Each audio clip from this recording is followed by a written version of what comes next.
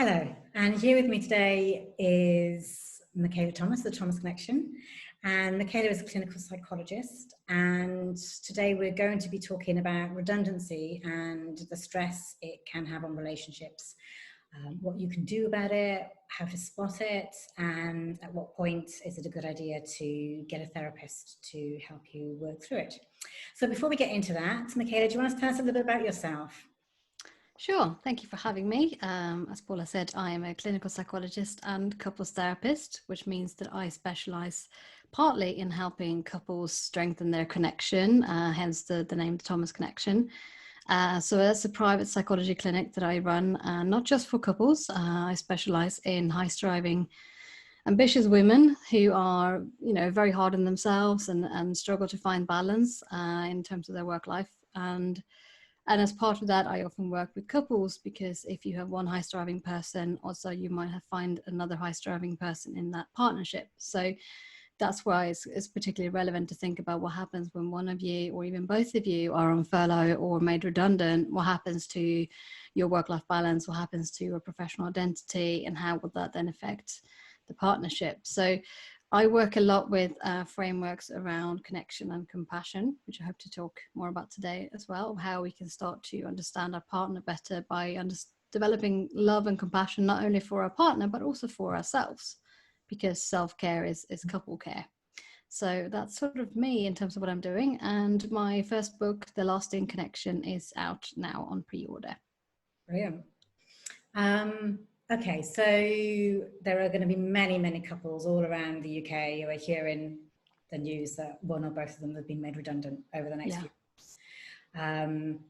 And redundancy is one of those big life stressors, isn't it? That, no matter how happy you are to leave your job, it is going to put stress on you. One or both of you maybe weren't worrying about money, maybe worrying about what you're going to do next. Whether you're going to have a change of career, get a job as good as the old one. I mean, all these things are going to come into play. And we all know that when you're stressed, it's an easy solution and an unconscious solution often to take it out on the person closest to you. Yeah. Even if you don't want to, don't mean to, that does happen. And sometimes these things start to spiral, people get in patterns, behaviors, they play games with each other, they don't realize they're doing. So how can you spot when things are starting to go a little bit awry? I think firstly we have to think about, what does a connection mean? Connection means to bind together. That's essentially the Latin meaning of it. So if we think of connection almost like a rubber band, which has elasticity, you can pull on the rubber band and it will stretch out, and then when you let go of it, it will come back together again, right? So I think of life stresses like illness, financial strain, losing someone you love, or work redundancy, work stress, all of these things as things are pulling on your band, the thing that binds you together. And it doesn't matter if you're married or if you're cohabiting or if you're dating, you have a connection, right? You have something that binds you together. So this kind of strain pulls on the band. If your band is very well nurtured, so it's looked after, imagine a rubber band that is quite supple. That's one that's been sort of kept moist and clean, and it can take a bit of a stretch. Yeah. And it can come back again. Whereas a rubber band that's been just left and you're not really paid much attention to it, you've ignored it, that rubber goes a bit dry. And then if you pull that, it doesn't take much of a tug for it to snap. So this is where we need to strip it right back to think about, what was my connection to my partner like before we started coming into this life stressor? We're all in a collectively experienced difficult time. This is the first thing I've ever seen in my career that has affected people globally like COVID-19 has. So that means that when you come into stresses like that we want to turn towards our partner and to think, how can we as a team cope with this? How can we cope with this? Is going to stretch us. And a lot of people who have struggled with trying to balance working from home with their partner in the same space in a way they've never done before. Suddenly they found themselves being teammates or co-workers, and they've never had to do that before. And some people are finding themselves juggling childcare on top of their work responsibilities in a way that we never have to do, because childcare is one of the pillars of society. We cannot work if our children aren't safely looked after. So schools being closed or nurseries being closed, that means it's very difficult. So we then think about, well, no wonder that you're feeling stretched, because everything is pulling at you in every direction. So this is where that's my starting point, that actually we have to have some compassion for how hard it is to be stretched like that, and how understandable it is that when you're under strain, that you are more irritable, snappy, and that's normal and understandable in both yourself and in your partner. Now, with that said, that we understand how, of course, it's valid and understandable that you would be strained. That doesn't mean that you get carte blanche for acting like a horrible person towards your partner, right? Even when we have understandable reasons, it doesn't mean that we can just get away with murder. So if you're finding yourself being very irritable, snappy with your partner, or them towards you, then it's also important to start to communicate that in a compassionate way. You know, actually, when you speak to me with a harsh tone of voice, I find it really difficult to concentrate. I can't think of an answer, and I just shut down and go within myself. Or when you speak to me with a very harsh tone of voice, I find myself getting really defensive, and I've stopped listening to what you're saying. Okay. Right. So at that point, you're saying when you speak to me rather than you say. So it's about how you feel. Yeah. Yeah. And it's that we're taking ownership of, say, the two very different situations.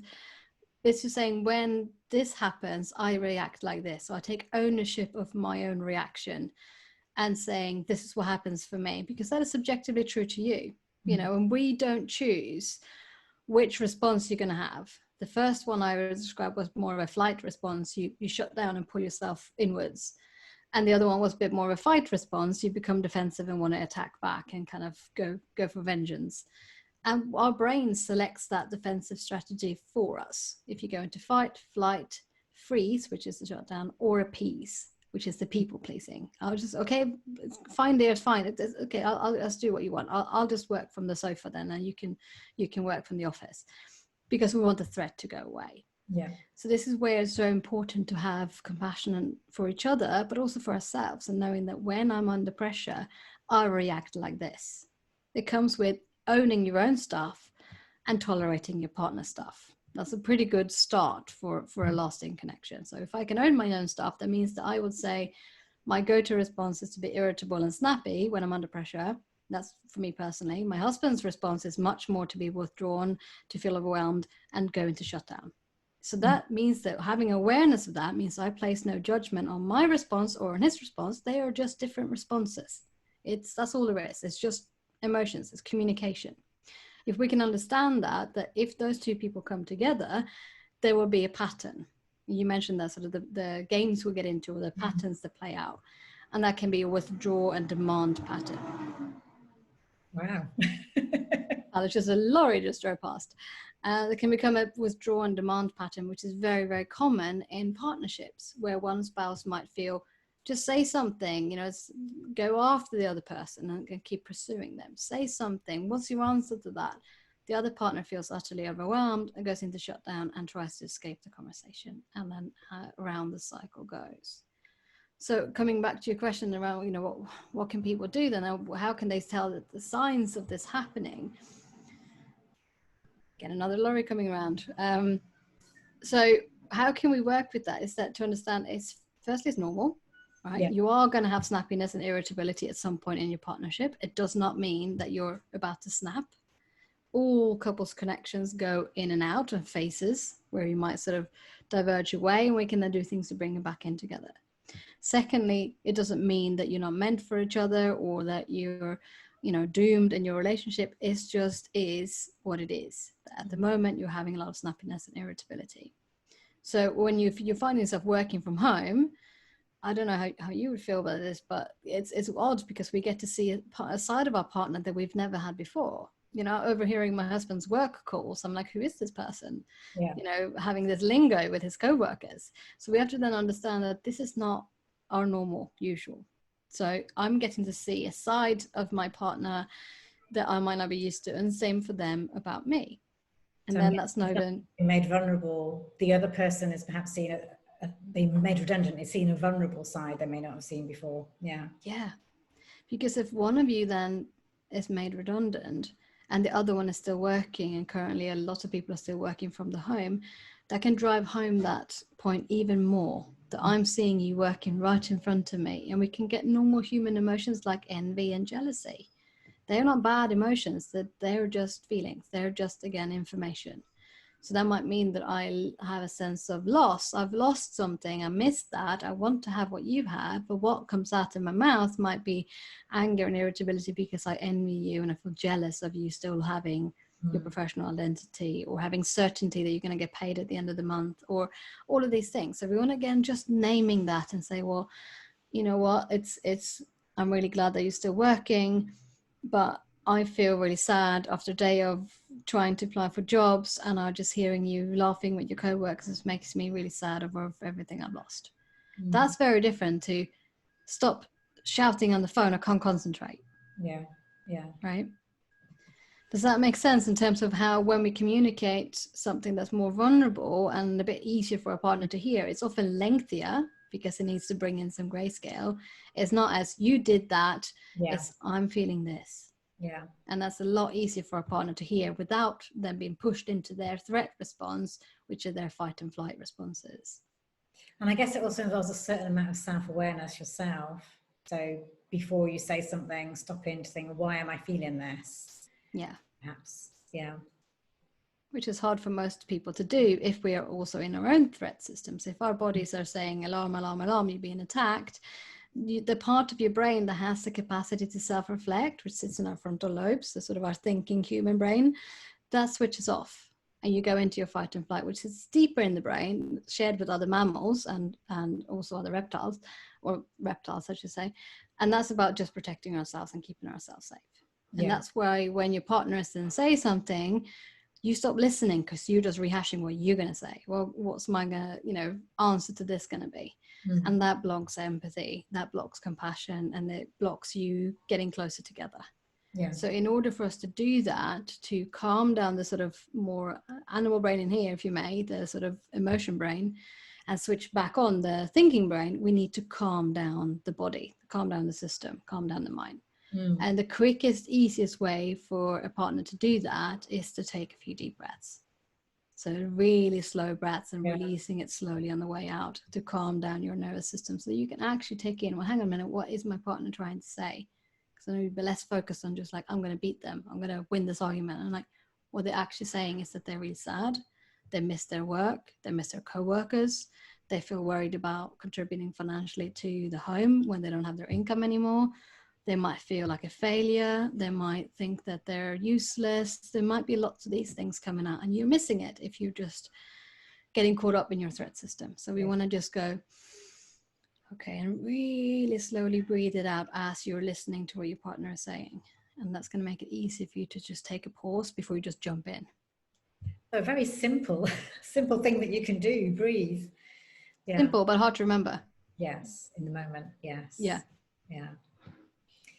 So let's say you have spotted that this is happening, and it's starting to, obviously, you're owning your own thing and doing what you can, but you have no control over your partner.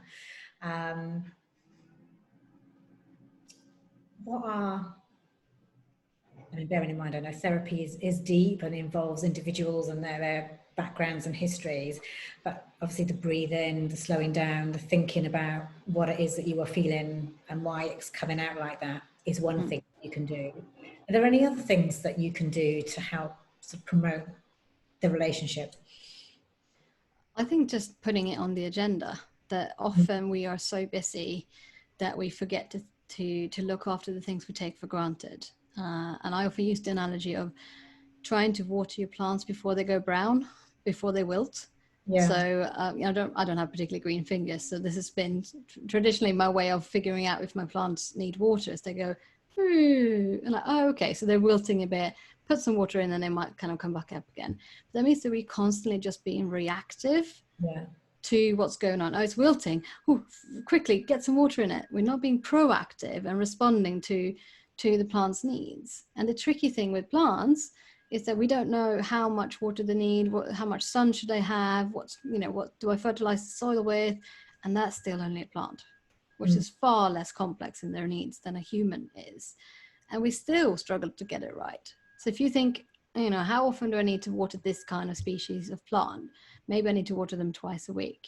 Then we might need to put some reminders in place, like maybe tying it to something else, like, oh, work from home 2 days a week, then I'll water the plants on the days I'm working from home, or I'll water once in the weekend and once midweek, or whatever. You might tie it to something or put it on your diary until you make it a habit.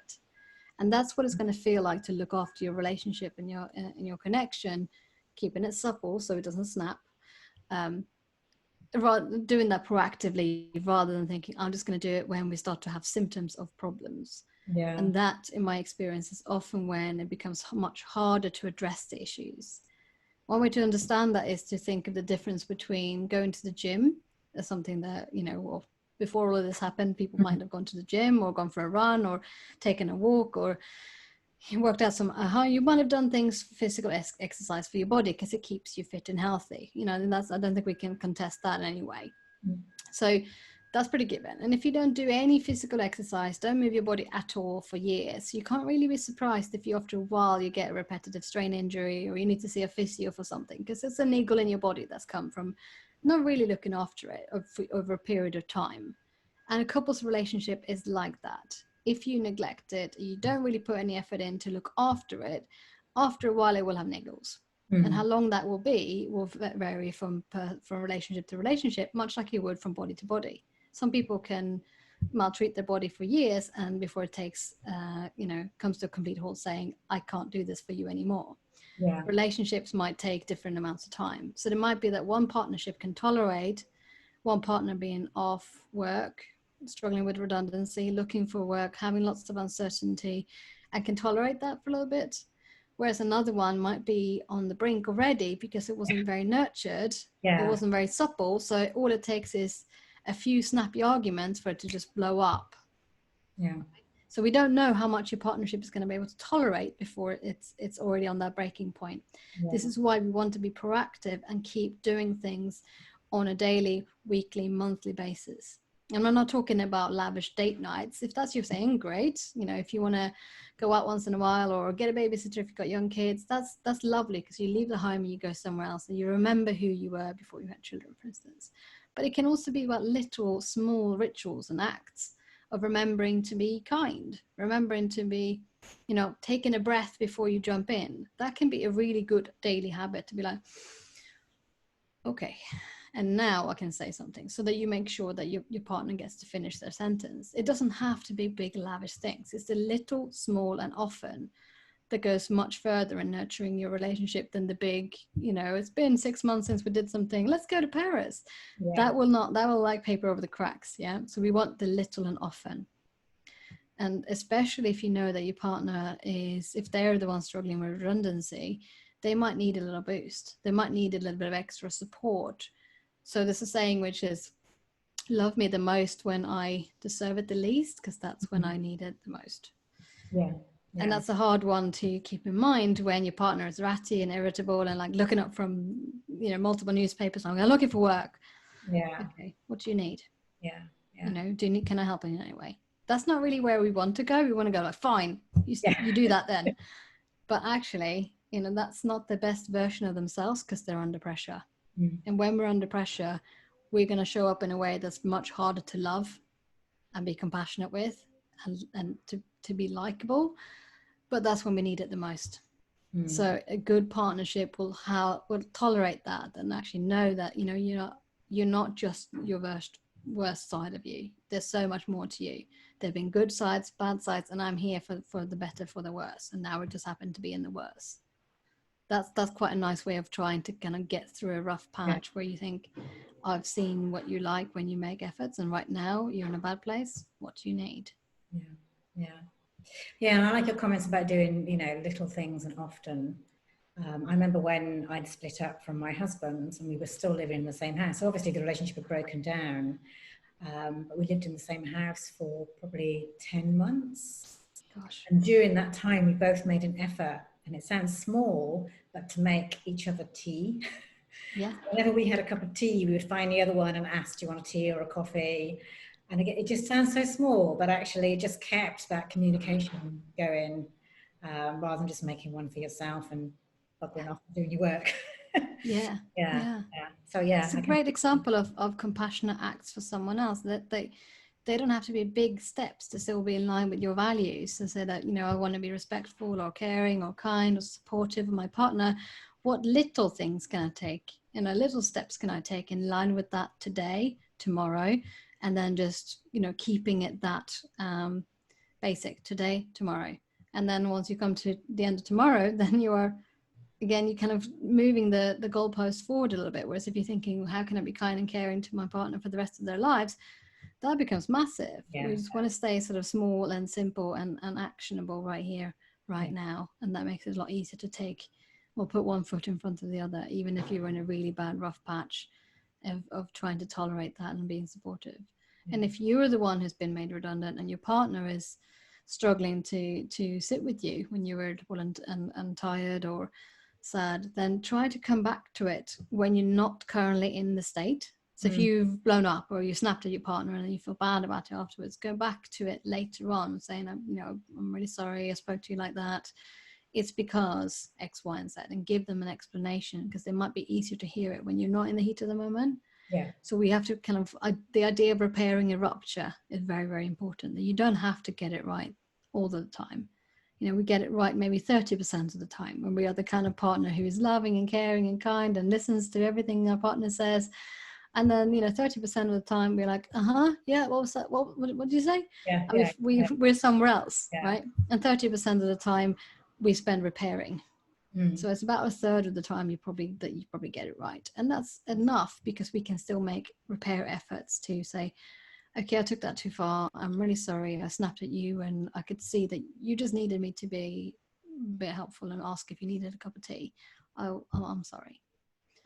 Does that make sense as well? That it's okay to not be 100% functional all the time. That doesn't mean that your relationship is on the brink of divorce or separation, but it might be that you want to spend a bit of time nurturing your relationship. Open up a few conversations, see if there's any little things you can do, like making each other a cup of tea, or offering to take something off your partner's plate if they're particularly stressed, and asking them, what do you want me to do? It's a great book called The Love Languages. Very thin. I know it. Good book. Love books are really thin. I wish I could have written a book that was that thin, but mine is unfortunately not. And then you can just do a little quiz and say, well, how do you like to receive love and affection and kindness? How do you like to give it? And comparing the scores might mean that actually we're very different in how we like to show love and affection. So when you do the dishes to be kind to me and take something off the plate for me, I feel really, like not seen and understood and validated, because I just wanted you to listen to me. We then have very different ways of showing love and affection. So that's worth having a conversation about as well, so that your partner can understand. So this is how you want me to show up for you when you're really having a hard time. You want me to say, are you okay? Do you want to talk about it? Whereas I might want to be given some respectful space, and you take something off my plate. So, okay, don't worry, I'll do bedtime so you can go out for a walk by yourself. Yeah. Right? So the way we're different. And the problem isn't that we're different. The problem is when we think that we need to be compatible on all points all the time. So the problem isn't your incompatibility. The problem is when you don't deal well with your incompatibilities. Yeah. And that's the bit that's to hold in mind. Oh, so we're different. How do we bring compassion to that? Yeah, yeah. No, that's a good book. So I'm going to drop the link in there a little bit underneath. Yeah, yeah. Very easy to read. You're more than welcome to drop in the link to my book as well, but it's slightly longer. Yeah. It takes a while to work through it. But to answer your question as well around when do people need more support? When do they need a therapist? And I guess it's where you feel, if we bought a book, like for instance, my book is one that you can use as a standalone self-help book. If you had a gut feeling that if we sat and we read through a book and we did some exercises, we would just blow up. I wouldn't trust for us to be able to have this conversation unguided. Okay. Then it would probably be worse. You would find faults with me, or I would bicker with you, and we wouldn't be able to move forward. Then you probably need the hand holding, the sort of the guided self-help. You might need someone to sit with you as an impartial person, not as a line judge or a referee, but someone who helps to make space for both of your sides and slows you down so you can actually really express what you think and feel. And a couples therapist can be really helpful in that sense. If you feel that, actually we're a little bit stagnated, or we want to do a bit of the nurturing of the bond because we're in a rough space and I think we need a bit of TLC, then using things like self-help materials like books, I do online courses as well that can be self-paced, or you can have, you know, one-to-one with me in the beginning, the end. There are lots of different setups you can do where you don't need necessarily all the stuff to be done one-to-one with hand holding. It might be that you can go off on your own, skill up a little bit, learn a few new things you didn't know about yourself and your brain and your communication styles, and then you can, you know, apply that to your everyday. So it's much like you could go and, I don't know, you can go and train with Joy Wicks for free on YouTube, but that's not going to tailor to your body type like a personal trainer would. Yeah. So you can choose to see what needs you have in this moment, how much hand holding do you need, and what, you know, what would that do for your partnership if you felt that you and your partner wanted to get fit, but you just know you've tried to press play on your Joe Wicks lots of times and it just never happens. Making the commitment to pay for a personal trainer might make you commit to it. You would be accountable to another person. Then it might be actually quite functional to go for a therapist, if that's sort of your setup. If you know that we're just not doing it otherwise, we bought the book, we're not opening it, we need someone else for accountability and hand holding. So obviously there's two in this dynamic, and it's one thing when you look for a therapist yourself and you might have a couple of sessions with different ones to find out one you gel with or one who's got an approach that you like. When there's two of you in the dynamic and maybe you're not getting on that well, how do you choose a therapist? Well, I would say that don't make the choice of the therapist something you bicker over. Because if you then, one of you finds someone on recommendation or see something online or Google's, you're like, I want this person, that has to be the beginning of you actually choosing things together, because otherwise that can come back and really haunt you.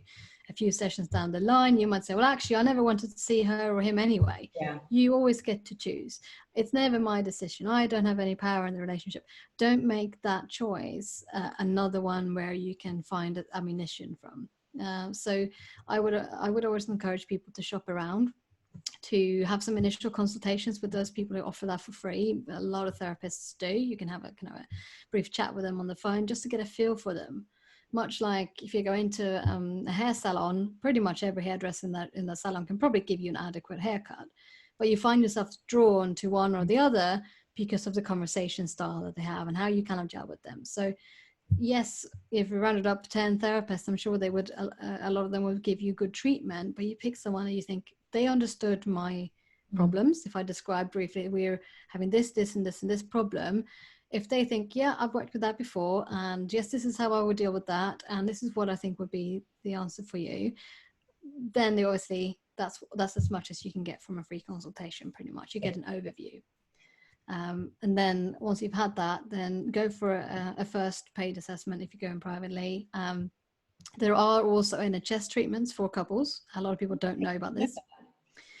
So you can, in some of your IAP services, improving access to psychological therapy, you can get behavioral couples therapy on the NHS for free. There's obviously a waiting list. But that kind of therapy was developed for when one or both partners has depression or anxiety, and that feeds into relationship distress. So if you're feeling really low, no energy, maybe no libido, obviously it's very likely that your relationship might struggle. Or if you're on the brink of divorce or separation, it's more likely that you might be feeling low or anxious about that. Of course, you're going to react to it. So they are very closely linked. Yes. And that kind of treatment is really helpful. That's what my footing is in, because I used to work with that in the NHS before I went private. And that is very helpful because you have better chance of remaining well after you've had the treatment. If you have depression or anxiety as well as couples problems, less likely to fall back into depression. If you saw someone for individual therapy because you're depressed because you're not getting on with your spouse, you might lift the depression, then you come back home to your spouse and you're still fighting. So then you'll be depressed again because it's still, the problem hasn't gone away. So that kind of treatment can be really helpful for those who might find that redundancy is really affecting their mood and they're feeling more and more withdrawn or really low, or they find themselves very anxious about the uncertain future. Then that's leading to relationship problems as well, fighting more and more, etc. So then that kind of is like a more of a holistic way of treating all of it at the same time. And you feel supported as well by your partner, which leads me to one final question, which we didn't talk about before. But I mean, I know anecdotally amongst friends who've had issues with partners that sometimes the partner just won't go Yeah. to therapy.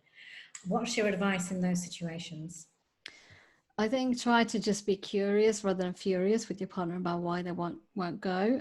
In my experience of hetero couples, it tends to be more so the male partner than the female. And we have to then think about the society we live in, where men are more stigmatized around talking about their emotions. So of course, doing that in front of a total stranger might feel really shaming. It might trigger them and feel really sort of anxiety provoking.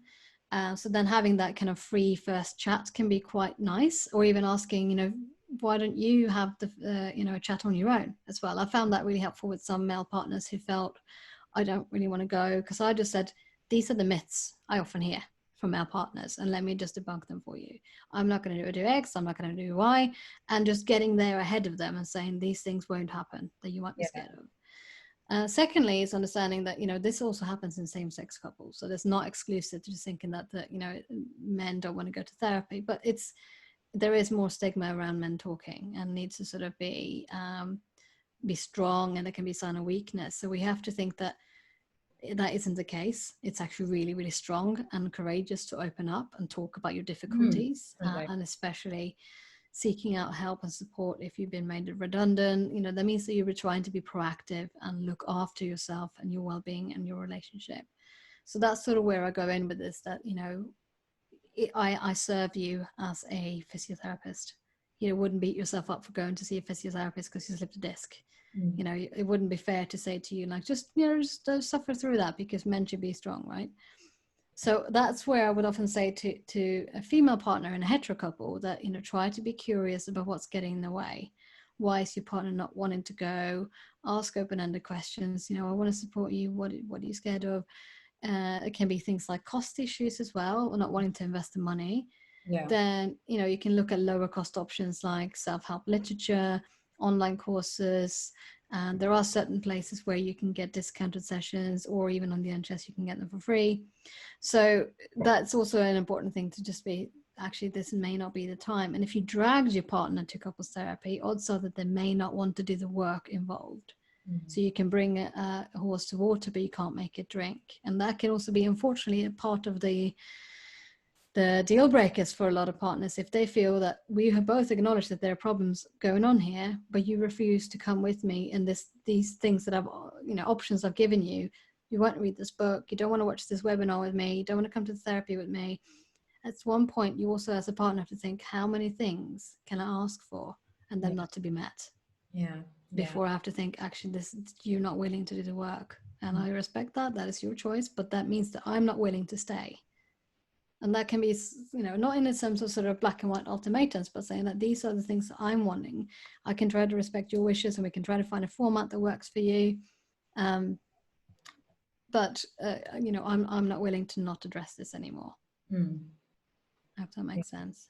Yeah, no, definitely. Yeah, because it feels like they're doing nothing. You're not getting anything. And it would feel like a lack of care, I would imagine. Yeah, it can be, and it can be a really tough, sticky, tough point. And there is no easy answer to say, this is what you do to get your spouse to come to therapy. I mean, again, reflective listening, being curious about what's going on for them, seeing if there's anything they need for support, any formats that they could be willing to try, as a sort of like, well, if you don't want to go to find someone face to face, could we do this online course together? Or do you want to watch Marriage Story, a film with Adam Driver and Scarlett Johansson, and see where we could end up if we don't address this. It's a great, very powerful, hard film to watch. So that's the reality of, this is how sour it can get if you don't act proactively. Yeah. Okay, well, let's hope that nobody watching this ends up there. Thank you for your time today. It's been really interesting, and the rubber band, the metaphor rubber band is one that very powerful. Thank you. Well, thank you so much for having me. And if anyone has any more questions, I'm happy for you to send me a message. You can email me on thethomasconnection.co.uk, and I'm sure Paula will put all the links around it as well. And just, you can have a free consultation with me and have a chat about how I could best meet your needs with self-paced courses, hand-holding courses, one-to-ones, The book, there's a lot of different ways you can work with this, which might suit your budget and you or your partner's willingness. So hopefully, not one size fits all. Brilliant. Great.